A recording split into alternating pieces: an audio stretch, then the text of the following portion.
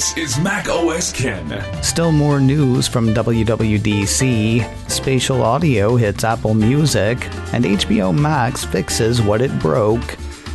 It's Thursday, the 10th of June, 2021. I'm Ken Ray, and this is news from Mac OS Ken, brought to you by yours truly and sponsored by the Business Movers podcast from Wondery. Catch up now on Business Movers Season 5, The Enlightenment of Steve Jobs. This show is also supported by people like you, patrons through Patreon. Find out more and add your support at patreon.com/MacOSCan. A bit of a bummer for most Mac owners. While the list of Macs that will support macOS Monterey goes back several years, the list that'll support many marquee features goes back less than one. Several macOS Monterey features unavailable on Intel-based Macs, reads the headline from Mac Rumors. On the macOS Monterey features page, the piece says, fine print indicates that the following features require a Mac with an M1 chip, including any MacBook Air, 13-inch MacBook Pro, Mac Mini, and iMac model released since November of 2020. The missing features include portrait mode blurred photographs and FaceTime videos, live text for copying and pasting, looking up or translating text within photos, an interactive 3D globe of Earth in the Maps app, more detailed maps in cities like San Francisco, Los Angeles, New York, and London in the Maps app, text-to-speech in more languages, including Swedish, Danish, Norwegian, and Finnish, on-device keyboard dictation that performs all processing completely offline, and unlimited keyboard dictation previously limited to 60 seconds per instance. No word from Apple on why. Though on Twitter, Rene Ritchie argued/pointed out, it's because Intel Macs don't have the neural engine these features require. These features all lean on the neural engine.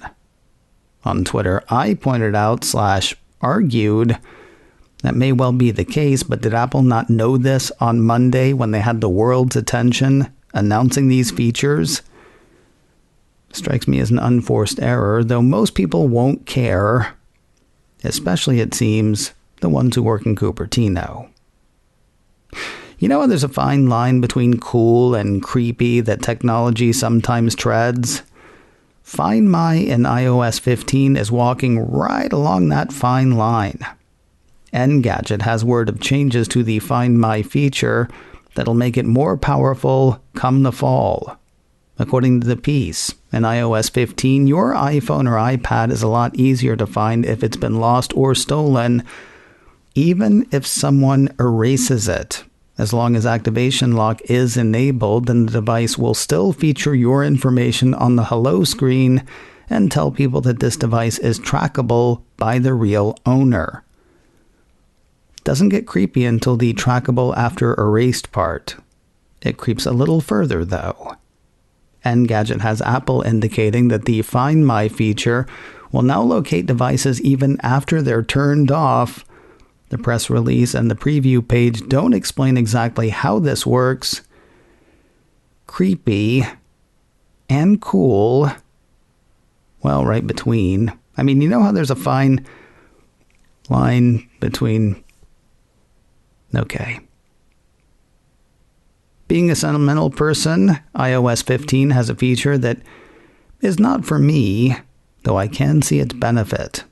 According to a piece from Mac Rumors, expired boarding passes and event tickets in the Wallet app will be automatically moved to an expired list in this fall's update, helping to reduce clutter. Here's my issue. I'm the guy who saves physical ticket stubs and receipts. If these things had to go away, I'd be bummed. Good news, nobody has to be bummed. According to Mac Rumors, in the Settings app under Wallet and Apple Pay, there's a toggle switch for hiding expired passes that is enabled by default. Users who prefer to have expired passes shown alongside current passes can disable this setting. that makes me inordinately happy. Now, being sentimental is a double-edged sword. While an old plane ticket can send you soaring, ghosts turning up in your photos can sometimes make you crash. iOS 15 to the rescue. Another piece from Mac Rumors says Apple's giving users more granular controls to prevent the photographic drive-bys. According to the report, the prior suggest fewer memories like this option that was available in iOS 14 for memory slideshows has been renamed feature-less, and you can select specific people, dates, and places to feature less often in memories. No, it's not eternal sunshine of the spotless mind, but it is a start. Folks interested in spatial audio can finally hear what all the fuss is about. The Mac Observer pointed readers to a slew of playlists on Wednesday. I think so anyway. 8 is a slew, isn't it? There's a made-for-spatial audio playlist that crosses a few formats. Everything else is sort of siloed, with spatial audio playlists for hits, hip-hop, pop, country, classical, rock, and jazz. The company's also put together a couple of short demo pieces. One features a Marvin Gaye track moving from mono to stereo to spatial, while the other features a track from The Weeknd moving from stereo to spatial. Both demos are guided by Apple Music One host Zane Lowe. Now, if you try the demos or a random track you find and you can't hear any difference, you may actually need to activate this feature. Mac Rumors ran a helpful piece Wednesday letting people know how to do just that. The steps, according to the site: 1. Launch the Settings app on your iPhone or iPad. 2. Tap Music. 3. Under Audio, tap Dolby Atmos. And 4. Select from Automatic, Always On, and Off.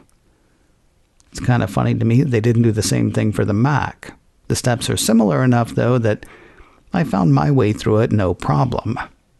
And here they are. 1. With the Music app open, go to Music in the menu bar. 2. Click Preferences. 3. Click Playback. 4. Near the bottom of the pane, select from Automatic, Always On, and Off. Now that you've enabled Dolby Atmos, Mac Rumors says you'll be able to enjoy a more immersive audio experience. Or else. I added the or else. There's a little Dolby Atmos logo, by the way, that'll let you know whether the music you like is available in that format. So far, tracks that I've sought outside the featured playlists do not feature the format. Annoyingly, things take time. Apple Music is not just for Apple devices, of course. Another piece from Mac Rumors says soldiers in the robot army will get the spatial treatment soon. The report has Apple letting Android users know in a brief mention on the spatial audio intro page available in the Apple Music app that it is coming soon. Seriously, it was almost as brief as it could be. After a full paragraph on which Apple devices support the format, how to activate it, which headphones work with it automatically, how to use other headphones, and how to listen through built-in speakers, 4 words indicate the format's imminent arrival on Apple Music for the robo crowd. Android is coming soon. Look busy. I added the look busy. You know who doesn't have access to spatial audio? People who use Apple's pro-level tools to produce audio. But they will later this year. iMore has word of a newsroom post written under Zane Lowe's name. That has Apple adding spatial audio tools to Logic Pro in the not-too-distant future. Quoting the post, "Eventually there will be new artists who are born into spatial, just like I was born into stereo. Artists in the future might never even think about making a stereo record because all they'll ever know is spatial. And making spatial music is only going to get better.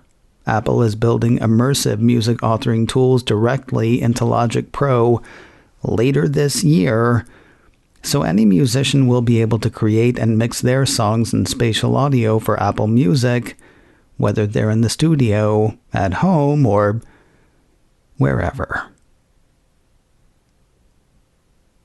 More news in a moment, but first a word from the Business Movers podcast from Wondery. From the people who brought you Business Wars comes the new season of Business Movers, a weekly podcast that explores the legendary and controversial career of Steve Jobs. So much of what we do today was influenced by Jobs, not just Apple fans. Seriously, try to find a smartphone that doesn't look like an iPhone. Here's the thing, though. It wasn't just technology that had to change to make Apple what it is. It was Jobs as well.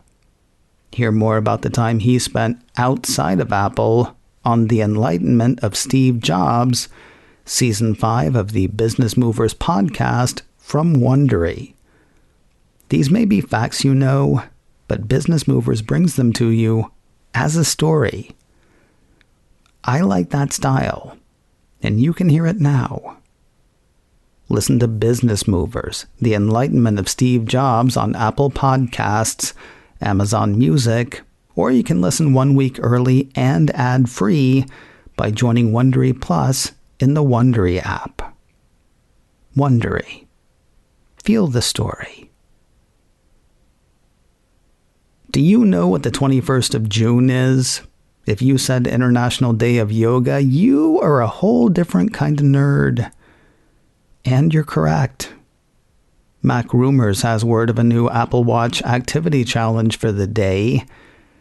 Well, a renewed challenge maybe. It's happened before. It's happening again. To earn the award, the report says Apple Watch users will need to complete a yoga workout that lasts for 20 minutes or more on the 21st of June. And what's the award? Animated stickers for the Messages app and a virtual medallion. Renewed awards for the renewed challenge. Happy stretching. Paid podcasts through Apple are under a week away. After last month's delay, a piece from The Verge says the offering has a firm release date. An email sent to podcasters and seen by the site says the paid part of Apple Podcasts will start next Tuesday, the 15th of June. HBO Max has fixed what it broke. You may remember the story from last week that had the streamer replacing the app it had using the tvOS API with something it built on its own. That led to more than a few broken functions and a chorus of people saying, "What the HBO?" About a week later, the app is said to be back to the way it was. iMore says the service has restored the original app. The new update does away with the custom HBO Max video player, according to the report, bringing back the standard video player that works just fine. We'll wrap the day with news of 2 trailers for Apple TV+. First, Apple's sci-fi future is looking scary again. Cult of Mac has word of a trailer for Invasion. An Apple description for the show says the sci-fi drama will make you question what you would do under extraterrestrial threat. Following multiple storylines across different continents, Invasion takes a global look at how one alien invasion would affect us all. Another description quoted by the cult has Apple saying, "Earth is visited by an alien species that threatens humanity's existence. Events unfold in real time through the eyes of 5 ordinary people across the globe as they struggle to make sense of the chaos unraveling around them." Invasion lands on Apple TV Plus on the 22nd of October. You can catch a pulse-quickening trailer for the show on YouTube. And finally today, there is plenty to see before the aliens land. The Mac Observer ran a short piece on a jam-packed teaser earlier this week. It appears to be a mashup of things we've seen and things on the way. Shows spotted include Foundation, See, Truth Be Told, Defending Jacob, Physical, Mythic Quest, Ted Lasso, Invasion, The Shrink Next Door, The Morning Show, and other series. Films featured include Greyhound, Cherry, Palmer, the Billie Eilish documentary, the upcoming film Coda, On the Rocks, The Banker, and others. That is, of course, a message to viewers, though there may have been a message to everyone who keeps saying Apple should buy or should have bought a studio as well. After flashing up more logos for films and TV shows than one could easily count were the words, "Only Originals," edited to say, "Only Apple Originals." Whether the message will be heard remains to be seen, but it has been sent. You can catch the teaser full of teasers on YouTube. Coming up in a few minutes, our week of WWDC reactions continues. No Silicasts, Allison, Sheridan, and I talk music and scotch and, okay, the WWDC keynote. The show is called In a Few Minutes. Get it and listen wherever you get and listen to podcasts. macOS Ken, brought to you by me and sponsored by the Business Movers podcast from Wondery. Catch Business Movers Season 5, The Enlightenment of Steve Jobs, on Apple Podcasts, Amazon Music, or listen a week early and ad-free through Wondery Plus in the Wondery app. This show is also supported by people like you, patrons through Patreon.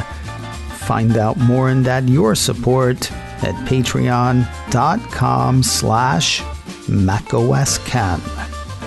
Advertising handled by Backbeat Media, online at backbeatmedia.com. You can reach me a couple of ways. Info at macosken.com or call 716-780-4080. Until next time, that is news from macOS Ken. I'm Ken Ray.